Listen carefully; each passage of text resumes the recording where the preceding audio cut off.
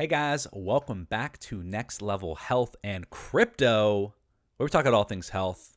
We're actually not going to talk about crypto on this one. This actually is my first ever video podcast. If you are listening right now to my, on Spotify, Apple Music, Google Podcasts, you can actually find this video on my YouTube channel, Next Level Health, and you'll be able to watch me if you want to see my beautiful face and my beautiful beard that I'm growing.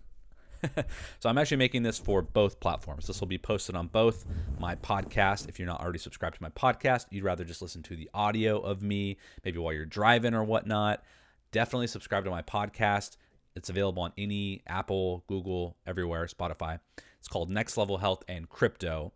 And I do dabble in cryptocurrency and talk a lot about that on my regular podcast, more than you would see on this channel. So if you're watching on YouTube, then you're obviously watching on my health channel, in which I don't usually talk too much about cryptocurrencies. So just to let you know, this will be a health-focused podcast. I will not be touching on cryptocurrency, but if you want to know more about cryptocurrency, specifically Bitcoin and day trading, subscribe to my podcast. You'll get both health and cryptocurrency. I also have another YouTube channel called Kryptonite, where I do actually teach day trading and technical analysis on cryptocurrency specifically, because it's something I'm really passionate about, because I love psychology, and it's basically psychology. That's all a chart is. It's psychology, which is fascinating to me. Humans are very fascinating beings, that we are. So guys, you saw the title, and it's not clickbait because I'm really going to talk about this. You want to lose weight, which, I mean, everyone wants to lose weight. That's why if you put lose weight as the title, then you'll get the most clicks out of any other title you could post. Okay, so let me just say right off the bat, I put lose weight as the title because I knew you're going to click on it. Now, there are some caveats here. So before I get into, so basically, let me break it down here, guys. I'm going to give you the basically 4 ways that you can lose weight, okay? And I'm going to give them to you in terms of which ones will work the fastest. That's not really a word. Which ones will be faster is going to be 1 to 4. The 4th one is going to be the best one. It's going to be the optimal one. It's going to be the one that if you're looking for long-term health and longevity, you're going to want to do the 4th one. If for whatever reason you need some sort of real short-term weight loss, then I'm going to have you do the other 3. Now, I want to make another caveat as well. This is not unhealthy weight loss, right? You can easily do unhealthy weight loss and just starve yourself for a couple weeks, and you would lose weight. So if you're trying to fit into that wedding dress or whatever it is, temporary, short term, maybe you're a wrestler, you got to make weight, cut weight. There are some unhealthy tricks. You could not drink water for a couple days, which wrestlers do sometimes to bring their water weight down. Right? So again, there are healthy ways to lose weight and unhealthy ways to lose weight, both temporarily and long term. So the 4th one is going to be the option that you're going to want to do long term. Again, if you have some pressing need for losing weight ASAP, then I will share with you how you can do that in a faster but still healthy way. But I urge you to do the 4th one, because that's the one that really matters and is going to lead to weight you'll actually keep off, and not just that you'll just put back on in a couple months.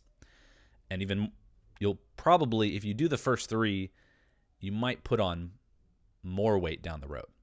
All right, so that's the trade-off. You want to lose weight fast, you're probably going to put it on faster and more down the road. So it's up to you. I'm going to give you the information, and you're going to live your life, and you're going to do what you're going to do, and we'll see what you choose to do.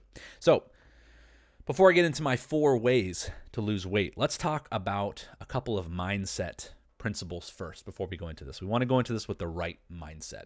So the first thing we have to understand is weight is likely not your problem. Now, it could be. It could be. If you are very obese, then yes, you would probably want to get down to a lesser weight. Totally agree. There are people like that who are very obese, carrying a lot of body fat, and they would do well to be 100 pounds, 150 pounds lighter. Okay, they want to lose weight. That's a good thing. Some of you want to lose weight, but it's really not healthy for you to lose actual weight. It will be a lot healthier for you to lose body fat, but have your weight actually stay the same. Okay, so we have to make that difference in our minds. Is your goal to lose weight because you're very, very obese and have hundreds of pounds of fat to lose? Or are you someone that's decently healthy? Maybe your body fat percentage is in the mid, well, you want to be in the teens body fat percentage. That's where most people want to sit. If you're 20 plus, that means you're carrying a lot of body fat, which means, yes, it may behoove you to go down to a lesser weight. Some of you, though, are confused and you think you want to lose weight, but the reality is you want to lose body fat, but you actually want that scale to basically stay the same. And now, a lot of people have this hang up where they could look in the mirror and they could look healthier, they could look better, they're feeling better, everything in their life is better, their whole quality of life is better. But because their weight on a scale doesn't go down, they completely freak out and lose their minds, and they disregard all of the other things. If you are one of those people, I would not listen to well, maybe you should still listen to this podcast, but I would not do anything I mentioned, because you from the get-go have a mindset that is incorrect and will only serve to destroy you. Because the way to get healthier, truly healthier for you, might actually be for that weight on the scale to either stay the same or go up. Yes, that might be true for you. And if you cannot handle that, if being healthier, living your best quality life, looking great means that you're going to stay the same weight or gain weight, and you cannot handle that, then I wouldn't even worry about, and keep listening, of course, but you've got a more serious psychological problem, I'd say, where you have somehow tied your sense of self-worth and your sense of identity to a number on a scale. I believe this is actually a psychological condition that I'm not a psychiatrist, but if I was, now I don't know how to treat this condition. So that's why I would say, if you have this issue where everything in your life could be going amazing, but the weight on the scale doesn't go down, and so to you, your life is in shambles, you need to go seek more professional counseling, because you have an unhealthy attachment to this number, and your identity, your self-worth is so wrapped up in it that even though everyone looking at you going, dude, you look way better, like you're hot, but you are so transfixed by the scale that you're sad, you have a psychological condition, you need more professional levels of help to get you to separate your self-worth from a number on a scale. Some people have this. This is a real thing. So if you have this, if you're listening to this right now and that is you, please seek professional help, psychological help, before you even progress into these other things. So let's say you're not that. Let's say you're someone who you have been, unfortunately, confused by society, always saying wait. You've been sort of brainwashed in that way. And so we're here to unlearn that and just learn, okay, what are our goals here? Our goals are to feel amazing, both physically, not being sick, having energy. Also, we want to feel good about ourselves. I want to look in the mirror and be like, damn, look at that. Let's go, right? Those are the things you want, okay? Those things can all happen regardless of your scale. So I would advise you personally, I think personally, the only people that need scales, and this might hurt you. You might not like this, like what I'm about to say. The only people that actually need weight scales are people that are doing bodybuilding shows or professional MMA or wrestling wrestlers. That's it. You likely do not need a weight scale at all. And it might actually hurt your progress. So those are really the only two people that actually need a scale. Just telling you right now. So if the scale is going to hold you back and you know it, get rid of the scale. It's going to hurt you. It's going to hurt you in what we're trying to accomplish here, which is to feel amazing and to look amazing. That's our goal. Throw the scale out. Okay? Now we've got that established. We have to establish one other belief mindset principle here. And that is that if you are overweight and you have carrying a lot of body fat, if you think that it's because of your genetics, once again, I believe this is a psychological disorder. This is not true. This is proven again and again and again. Genetics are not at play. Nurture is at play.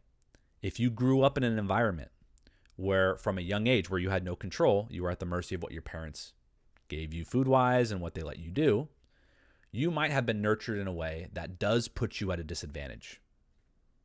All right, let me just say that. I don't believe nature is really a factor at all in terms of why you're fat or not. It's nurture.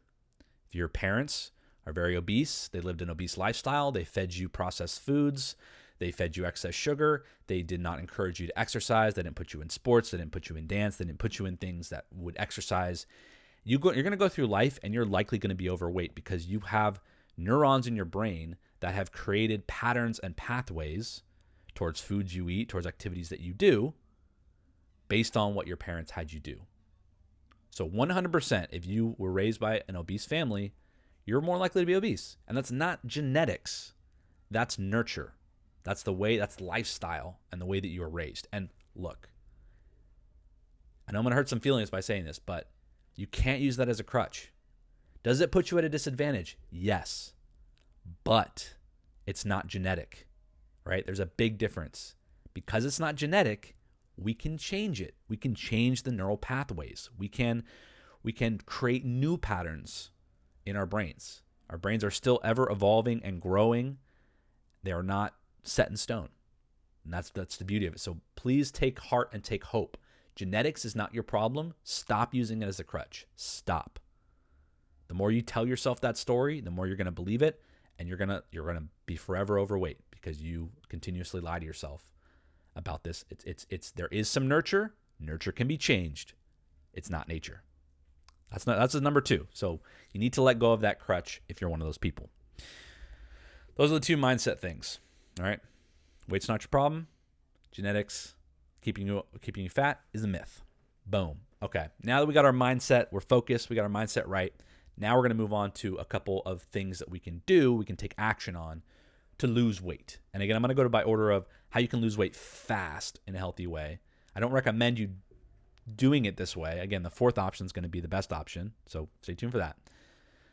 So the number 1 thing, if you're like, okay, I really want to lose weight for whatever reason, you have a short-term goal, the very first thing I would recommend anybody to do, and I recommend it because it's so freaking simple and doesn't require a lot of change, is what's called intermittent fasting. And you've probably heard of this before. Let me tell you, it absolutely 100% works. Okay, let's talk about what intermittent fasting is. All you're doing is taking all the same foods that you would eat in a day. Let's say you wake up at 8 a.m., you eat breakfast, you eat lunch at like 12 or 1, you eat dinner at like 6, 7, right? You're eating, and you might snack in between. You might have a snack late at night. So it's likely that you're going to sleep for 8, 9 hours. And you might maybe, depending on how soon you eat when you wake up and how you eat before going to bed, maybe there's like another hour in there, maybe 2. So maybe at most, you're fasting for about 10 hours per day, where you're not eating any food, right, while you're sleeping, and then maybe the hour or 2 before, after your last meal or first meal, okay, 10 hours. Intermittent fasting is basically going to just shrink that window. We're just going to take your normal window of 10 hours of not eating, and we're going to expand it to, I'd say, at least 14.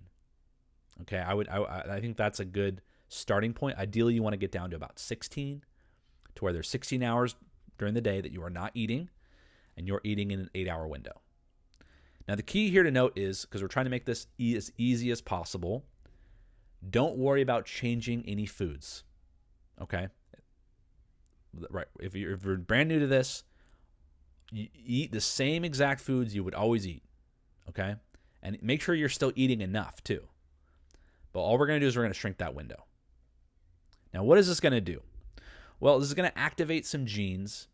This is going to turn on some mitochondria. It's going to do some things in your body that are going to make it easier for you to switch over into being able to burn fat for fuel. Now, I will say this. If during your window you eat like way more than you normally would, well, you're probably not going to have the same benefits as if you just ate the same amount of food that you're going to eat just in a smaller window. So don't think, oh, I'm just going to eat way more now, right? Eat the same amount. In fact, one of the beauties of intermittent fasting is it's going to make it a lot more difficult for you to eat the same quantity of food. Because if you put 3 meals in an 8-hour window, that's your 8-hour window to eat, I mean, you're gonna feel full, and it's gonna be harder to just eat that much more food, right? So we're basically taking snacking out of the equation. We're sort of eliminating that. We're saying, hey, look, we're just gonna condense our meals. That's it. That's all intermittent fasting is. We're gonna condense our meals. We're still eating the same amount. We're still eating the same foods, just condensing it because we want to eliminate the snacking outside of those hours. Now, this is gonna turn on a few different functions in your body that are really helpful to help clean out your body. Right? So our gut bacteria is going to get some rest because we're not constantly pumping food into our stomach. So there's going to be some ability for some of our cells in our gut to heal and to work on some other things that they don't get time for because there's constantly food that they're having to digest, right? So we're giving them a break. We're giving them time. We're giving your pancreas a break. We're saying, hey, pancreas, I know you're tired of making insulin all day long. Let's give you a break. Okay? We all need breaks, right? As employees. Don't you like that nice 10 to 15 minute break or hour break for lunch, right? We need that break. Your body needs breaks too. And if you're constantly eating every few hours, then your cells never get the chance to say, hey, look, we got our break. Let's see what we can fix and what other functions can we improve here, right? That's what it's allowing your body to do. So we're going to get the benefit of likely reducing the number of calories you're going to eat because you're going to eliminate snacking, and you're going to condense your meals. You're going to get fuller faster on, multiple smaller meals within a smaller window. You're going to get fuller quicker because your stomach's going to full up during those meals. So it's going to signal to your body to stop eating, right? If you spread it all out and ate smaller meals, your body would never really tell you to stop eating because you're not really filling your stomach to that point where it's like it sends out those hunger hormones to your brain. So we're condensing our meals. We're likely to feel fuller during those meals we have. We're going to get the signal to stop eating. Also, we're going to reduce the amount of insulin in our systems. The way it works, when you eat food, it's processed, released into your bloodstream, and then your pancreas has to produce insulin to then be absorbed by the cells to then use the glucose in your bloodstream. Now, the problem is you cannot really tap into your fat stores until your body is cleared of insulin. So if I'm eating from 8 a.m. to 10 p.m., I'm going to have insulin in my system all day long. And when we have insulin in our system all day long, not only does that lead to insulin resistance, which means our cells are actually going to be almost like so tired of getting insulin constantly, they're going to start blocking the absorption of insulin, which leads you to become diabetic, right? That's a pre-diabetic stage. But yeah, so we want to basically give our bodies a chance to rest. We want to be able to get our body clear of insulin so that way our body can shift the mechanisms to go, hey, look, we have all this carbohydrate that is no longer there. Hey, we've got all this excess body fat on the body that is fuel. Let's go ahead and tap into that. We're going to start producing ketones, which are an excellent fuel source, which helps trigger the fat burning process and is also going to make you feel amazing because ketones are fantastic energy to run off of.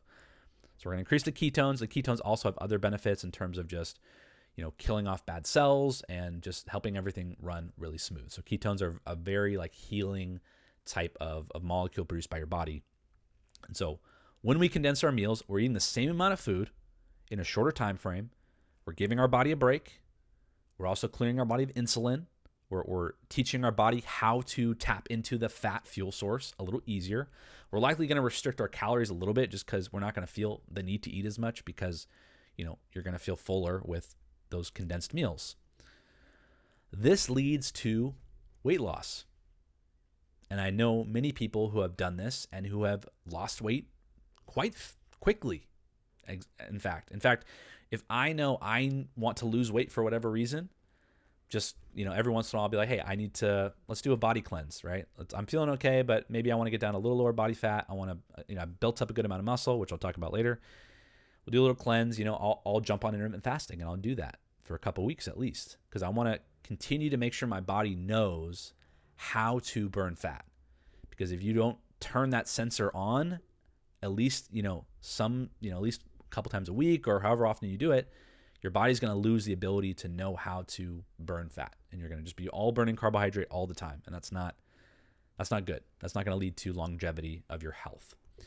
So intermittent fasting, 100% go to number one. If you're new to all this stuff, that's number one thing I would try is reduce that amount. And if you need to do it just kind of shorter intervals to get used to it, that's understandable. Some people, if you just try to jump to a 16-hour fast right away, you might not feel so good. And remember too, when you're burning fat, your fat is actually a storage space for a lot of harmful things that your body kind of, because obviously throughout the day we're getting toxins are hitting us and things in our food, and sometimes our body will lock away that stuff in our fat. I know it's crazy, right? So if you lose fat too fast, you're likely going to feel very sick and not good, because you're essentially releasing all of these pesticides and toxins and chemicals into your body very, very quickly. So that's why rapid fat loss is really not a good thing. Okay, we need to take our time with it so our body has a chance to, as it digs into that fat, and it has to protect you, it has stored those harmful chemicals in your fat. And so as you're burning the fat, that's why we want to do it slow. Okay, we don't want super fast weight loss. We're going to feel terrible as the body releases all that junk they've hidden in our fat into our bodies. Okay, so that's sort of part of the process. Intermittent fasting, number one, will guarantee you can't go wrong with it. I know so many people have lost weight, just boom. It's simple. You don't have to change the foods. You don't change the amount. Boom. Right? Very simple to do. Number two is actually going to be changing. It's going to similar to intermittent fasting, but not quite the same. It's going to be changing when you eat. Now, here's what's kind of crazy. So farmers, right? They're trying to save money. So what do? They want their cattle to get fat because they want to have bigger cattle so they can sell more meat and make more money. But if they feed the cattle more food, well, that's going to cost them. That affects the bottom line. So what do some farmers do? I'm not advocating for this, by the way. I'm just telling you what farmers do. They will actually, I can't remember the exact name of it, but they inject something into the cow that sort of disrupts the hormonal balance of the cows, causing them to produce more estrogen. Okay? Guess what happens? The cows are able to achieve the same amount of fat gain as a cow not treated with this chemical on the same amount of calories. Let me repeat that. 2 different cows. One given this disruptor to disrupt their hormones, they produce more insulin. The other, normal. Both eating the same amount of calories. This one gains 30% more fat just from disrupting the hormonal imbalance of the cow. So a calorie is not a calorie. As I just pointed out, and this evidence shows you that when a calorie is consumed, it is not the same as any other calorie, because you have to ask yourself, is this disrupting my hormonal imbalance, which will lead to even more fat gain? Okay. Another great example of this is at night. Your body starts to produce melatonin to help you sleep. If you eat a lot of food late at night, because of the melatonin production in your brain, it's going to signal your body to actually store more fat. So for example, let's say you're used to eating a lot of food at night. You have a huge dinner, blah, blah, blah, and you're still eating throughout the day like normal. You have a huge dinner. What if we switch those? So we're not going to do intermittent fasting here, but we're going to take your biggest meal, let's say dinner, for example, if it is, or let's say late night snack, you're eating chips, candy, super late night. What if we shifted all that towards the beginning of the day? Okay, when you're not producing melatonin. Right. So let's say you take let's say you have breakfast is your biggest meal of the day. I mean, it's like 2/3 of your food, and then you snack and have smaller meals throughout the rest of the day, right? You're not intermittent fasting. We're just going to change when the most of your calories are consumed. Okay. This is, I would say, a little harder than intermittent fasting, because if it's habitual that you eat late at night, it's going to be hard to break. This is likely to actually help you lose weight because, again, when we're eating late at night, our body's producing melatonin. Melatonin is going to trigger our body to, just like the cow, gain more fat off the same amount of calories. So if we take the same amount of calories we're eating, we shift it towards the morning, well, guess what? We're not going to have that extra fat gain that the other cow did, because we're not eating it while our body's producing melatonin. So that's number 2. So intermittent fasting, number 1. Number 2, let's just shift. Let's have your biggest meal be breakfast. Have a huge, huge breakfast, right? Your biggest meal of the day. Now, hopefully that doesn't mean that you end up eating more later, right? Which that could happen. Then you are going to gain weight if you're going to eat a big meal at breakfast, but then still eat the same later. But we're kind of hoping that, your body wanting to operate on a certain amount of calories. If you have those early, when your body's awake, the sun is out, your body knows that it's going to need more calories. It's going to burn calories. Your metabolism is going to pick up a little bit earlier in the day. We're hoping that then, because I've heard some stories specifically of people who literally all they did was shift their food to the beginning of the day, and they lost weight, right? Just from the sort of hormonal and some of the chemicals produced at night. So that's number 2. Have your biggest meal early in the day, okay? Third thing we're going to try is we're going to do a macro approach, and we're going to basically increase your protein. Now, this does have a caveat. Protein is expensive. So if you're someone that is financially well off, then this is going to be great for you. It's going to be a piece of cake. This might even work better than the other 2. If you're struggling for money, this is going to be more difficult because this is a more expensive route. Basically, we want to increase our protein because protein is very, very satiating. So if you went from whatever protein you're consuming now, which you're probably under consuming protein, to at least 0.7 pounds per body weight. So let's say I'm 180 pounds. I need to have at least 100. I'm just guesstimating here because I'm not doing the math. At least 100, 110, something around there of grams of protein. And I would even say you could even go on the higher range. You could even go to 0.8, 0.9, even have 1 gram per pound of body weight, right? Ideally, in an ideal world, I would eat 180 pounds or 180 grams of protein. Now, that's freaking expensive. I live on my own. I have bills to pay. So I'm a content creator trying to make it. So as you can tell, I can't really consume that much protein just due to finances. So it depends on where you're at with this one. If you have the financial resources to be able to get protein, I would honestly, if you're really trying to lose weight, go a pound. Do it. Go one. If you're 160 pounds, go 160 grams of protein. Because protein is going to be so satiating that's going to prevent you from even wanting to eat more. Like if you have each meal with a big protein source and you're consuming a lot of protein, maybe you have some protein powder early in the day and like a protein bar later, you're going to feel so freaking full. You're not even able to eat more food. Like you're going to lose weight just because you just don't want to eat anymore, because protein literally is that satiating. It's usually also, depending on your source, can be like more chewy, so that does signal your body as well to sort of produce more acid, up your metabolism a little bit. So that's going to be the third option, right? We're going to increase our protein, and we're going to see, and that, again, that's going to, again, and the other thing that's going to do is that's going to preserve what muscle mass you have, because guys, muscle mass is key to keeping your metabolism high. It's a very expensive tissue for your body to keep up. You need to have a high amount of muscle mass just for quality of life, just to feel good, to be able to do tasks, and to keep your metabolism high.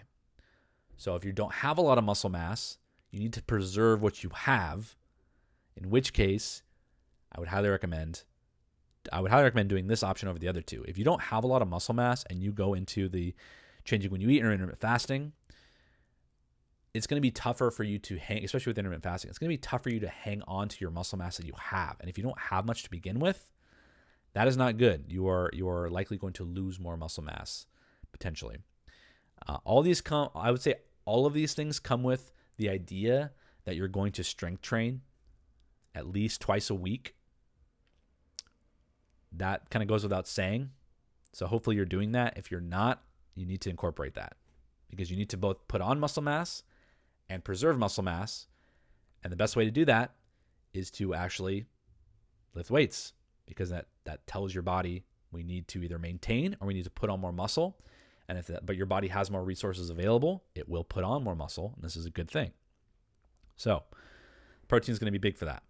We need to maintain what we have, especially if we're trying to, lose more fat quickly.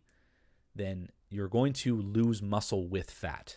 You cannot really just, if I just cut my calories to try to lose fat, I'm going to lose muscle mass too. Now, I'm not going to lose it as quickly if I'm eating an adequate protein amount and I'm consistently working out, exercising, and strength training. I'm going to hang on to more muscle mass than someone else who cuts the calories but doesn't do those things. They're going to lose muscle mass way faster.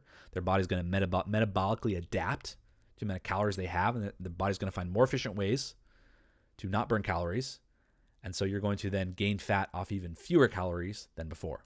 And that is why people gain their weight back tenfold, because they lose a bunch of weight, they do it too fast, then they have no muscle mass to keep their metabolism up. Their body metabolically adapts, becomes more efficient, and now they're like eating so few calories that they're freaking miserable, and anything over that, they put the weight back on.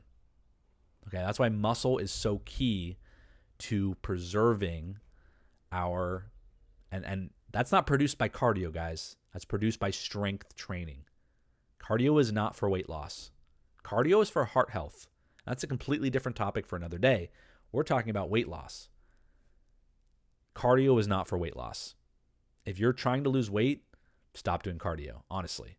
It's going to trigger you to actually, it's going to actually trigger your blood sugar to actually, you're going to want to crave more sugary type foods. And it's going to stress your body. And it's going to tell your body, let's get less muscle mass. We're running an hour a day. We're on the elliptical an hour a day. We're kickboxing an hour a day. We don't need all this muscle mass. That's preventing us from like performing all these aerobic cardio activities. Let's shed some of this. You don't want that. That's bad.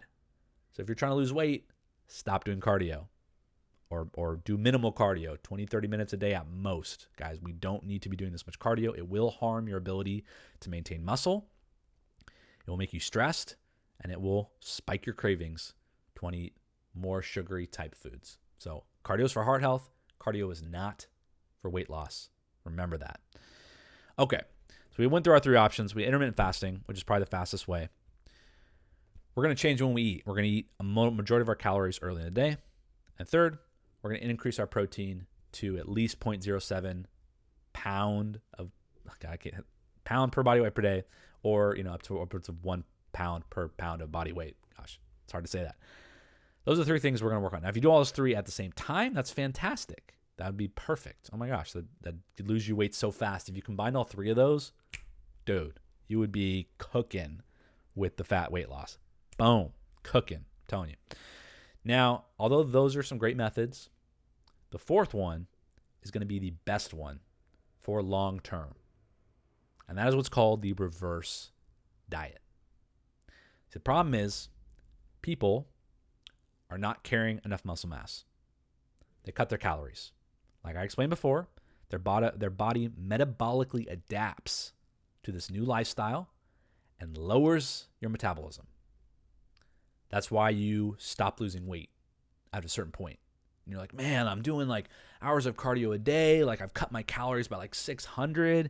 And like every day I'm not losing any more weight.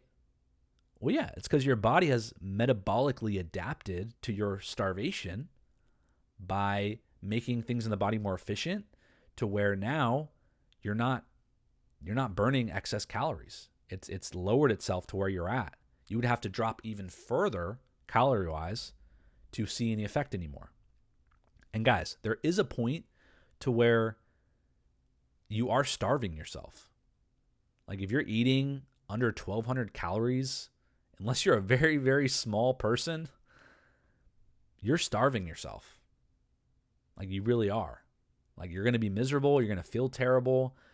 Your metabolism is going to continue to slow. Your body's going to adapt again to get down there. And yeah, maybe eventually you will lose weight because you'll just be losing so many calories that but then you'll be a twig. You'll be a skinny little twig. You're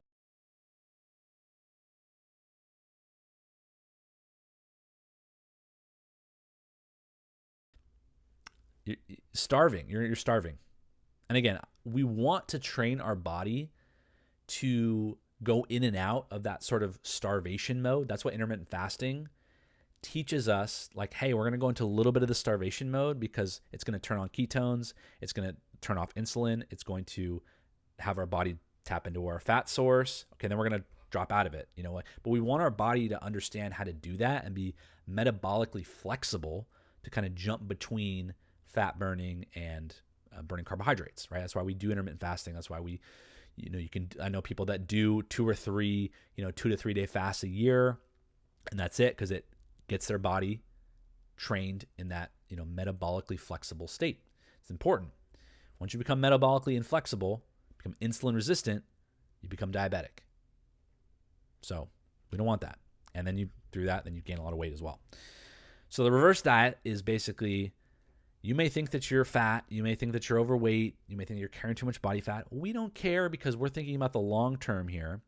And what we need to do, number one, is build up your metabolism and build up your muscle mass. So what are we going to do? We're going to have you not cut calories at all. None. We're going to have you eat the same amount. We might even have you add a couple hundred calories. Not a lot, just a little bit, which might freak you out. You might be thinking, oh my God, like I already stare at myself in the mirror every day and look at my butt, which looks so fat, and my legs, which look so fat, and like I'm so fat, and like I can't imagine eating more calories. Like, are you crazy? Like, are you trying to kill me? Like, that might be what your brain is saying. And that would be the case if we weren't also strength training, right? This is where the strength training component comes in, right? We're going to spend 2 to 3 days a week for about an hour, which you have the time for it, guys. You do. You might not think you do. But as long as you're on the right program, which, by the way, I have programs, specifically a 3-day program, which I'll hopefully have a website here soon, so that way you guys can purchase that. So we're going to get on a 2 to 3 day strength training plan, and we're going to focus on building strength. That is going to allow you to put on muscle mass, which is going to boost your metabolism in a significant way. There are not a lot of things that you can do in life that really boost your metabolism in a significant way, but this is one of them. So we're going to increase that muscle mass. We're going to build you up to a point where we can actually increase your calories even more because your muscle mass is now increased as well, meaning that your metabolism is now increased. Once we feel like we're at a sufficient level, we've built you up a solid amount of muscle mass and strength, that is when you then diet the other way and you cut your calories, because then you're going to be running at such a high metabolism that you're not going to have to cut your calories that much, and then you're going to see results. Now, again, you want to strength train as well because we don't want to lose that muscle mass that we spent so much time building. But that is the ultimate way to really keep it off long term. Now, of course, as we do that, we are going to want to improve our nutritional choices. Now, I haven't mentioned that in any of these options because I'm more focused on what is sort of easier for people to do to get started. Now, as time goes on, you're absolutely going to want to stop focusing on these sort of ways of eating, but now focus on what you're eating. And if you're someone that you think that you're pretty disciplined and you're able to change, you might even start with this one first before you worry about changing how and when you eat. You might be able to start making better nutritional choices, and this will sort of lead to the other things. This will probably lead to a higher protein diet because a lot of the foods that are a lot healthier for us are higher in protein, animal type foods, right? So this is an option as well. This is, say, the fifth option. If you feel really confident, real disciplined, this would probably be even better than going the just reverse dieting way. Changing what you eat, right? You are what you eat. Change your food, change your life. That's my slogan. It's hard though. People don't do well when you say you can't eat this anymore, right? No one does well with that. That's, elimination diets don't work. So we have to make food choices slow, right? And that's where that takes a whole other area of knowledge, which, if you're subscribed to me, then you'll be able to learn this knowledge about what is actually in food and what actually makes the food healthy or not. Because if you're just listening to whatever marketing you see on TV or in a grocery store, then you're going to be misled. You're going to think that things that are healthy are not, and you're going to vice versa. And so you might think you're making great nutritional choices. You're actually not, because you don't have the knowledge of the different ingredients in what is in foods and the lies that are sort of made through the marketing of these products. So that is, I would say, the toughest out of the 5 to actually do. It's going to be the best for you long term, but it does require some discipline to be able to make these food choices, these changes, and it's going to require some knowledge, because you're going to have to learn a little bit about how you're being deceived and what is healthy and what is not. Because guys, like 80 to 90% of marketing is just lying to you for the most part. It sucks. I wish our food industry was a little bit more transparent and a little bit more seeking the best for people. But when you're watching a Coke commercial and there's this really fit actress or actor and they're drinking a Coke, and you are now believing that, oh, I can drink a Coke and look like that, that's a lie. Because I guarantee you that person in that commercial who's being paid to drink the Coke, who knows if they're actually drinking Coke or not? It might be some other just liquid that looks like Coke. And I guarantee you they're probably not consuming that product on any sort of consistent basis to look, if they're like a thin person, for example, on a commercial. I can almost guarantee you the odds of them having a Coke are probably a few times a year, special occasions, right? That's the reality. But the lie that you're being sold is that, hey, have a Coke with every meal. Look, you can be as thin as this person. That's not true. And the list goes on and on, right? I could walk you through a whole grocery store, watch my videos as well, my Costco videos, because I walk you through the grocery store and I tell you, hey, look at this marketing. Look at these yogurts saying they have probiotics. Guess what? They don't actually have probiotics. That's basically a lie. They've added some fake ones after. You're not going to get any benefit, right? But you believe it. You believe the marketing, whatnot. So, obviously there's a big move towards veganism and all these vegan things. But if you really look at the ingredients, you're going to notice, oh my gosh, these are just inflammatory vegetable oils bottled up. That's all they are. And they've taken out the most nutrient dense parts of the foods, which are typically the animal products, are the ones that are going to be, have a higher amino acid profile in the protein and are going to just contain a more diverse group of vitamins and minerals. They're going to contain less things like lectins and phytic acid, which are in a lot of plant foods that actually are plant defense chemicals that will actually prevent you from absorbing nutrition. Okay.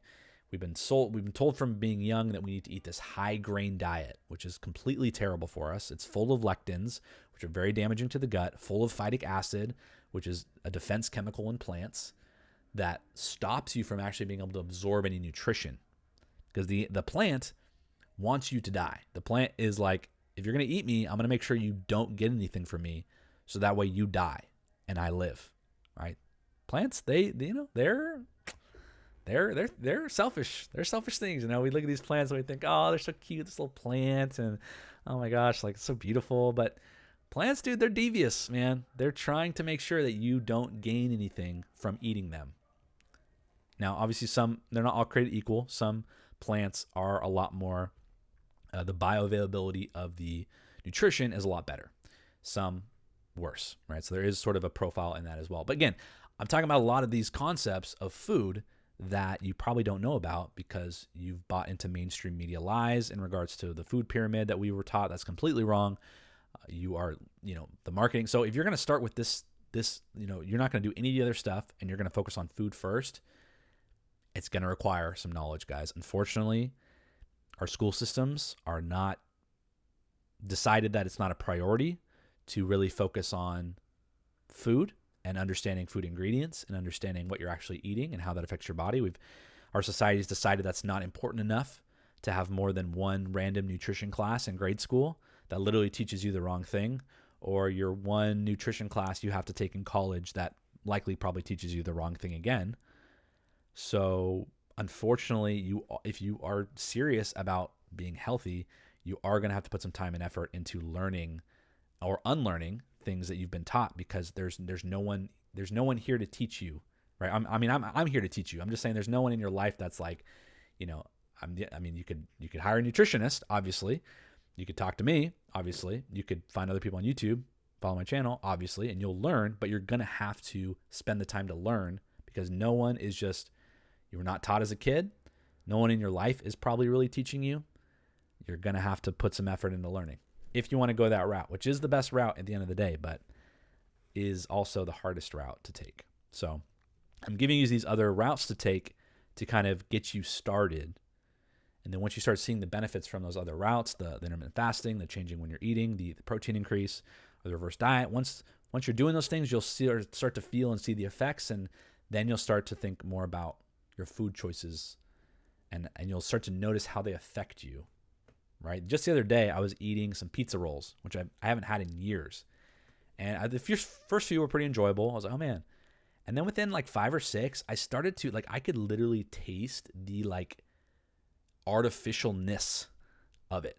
Like, I actually was like, whoa, like I'm tasting like what almost tastes like paint or like petroleum, or like there's something that's not real here that my taste buds are not used to, because I'm used to eating an unprocessed diet, that I can now taste the fake part of the food or the chemical part of the food. And it made me, I stopped eating them because I was like so grossed out by this like paint, petroleum like taste in the pizza roll that I had not experienced before, but was only the case because I've just spent so much time eating whole foods that when you have a processed food, it hits different after a while. So without further ado, I will go ahead and end this podcast. Hopefully you've enjoyed it. Hopefully if you're watching on YouTube, hopefully, let me know in the comments if you enjoyed this video version of my podcast. And again, real quick, just to go over them, we talked about intermittent fasting being a great, quick way to lose weight. We talked about changing the times in which you eat, which will allow your body to, again, if we eat too late at night, that melatonin production is going to cause our body to gain more fat off the same amount of calories than if we had that same amount of calories earlier in the day, right? We know that. Increasing your protein can increase your satiation. Increase your satiation. It's going to preserve your muscle mass, keep your metabolism high. It's going to force you to eat less just because it's just harder to eat with that much protein. You're going to feel so much fuller. And then, of course, we talked about the reverse diet, adding a couple more 100 calories to your diet while strength training to increase your muscle mass before we go the opposite way and we cut down more on the fat. And you might even realize that you cut down on the fat just naturally because the muscle is going to spread the fat out around your muscle. So you're going to just look thinner already, right? And you're going to look better. You might not even feel the need to do a cut after that. You might look and feel great, and you might not even need to do some sort of calorie restriction down the road. And of course, 5 would be just changing what you eat, which is the hardest one. But that's what I'm here for, guys. Again, make sure to subscribe if you're not already. Subscribe me on YouTube if you're not already. I'm going to try to do more podcasts like this for video. And then as well, I'm going to continue to do my podcasts on the podcast app. So you can listen to me, but you can listen to me in your car. You can watch me on YouTube here. Either way, I'm here for you guys. I want to see you live your best life. I want to see you live your healthiest life. And I want to see you just achieve things that you never thought were possible. So I'm here with you guys. And I'll see you guys on the next podcast.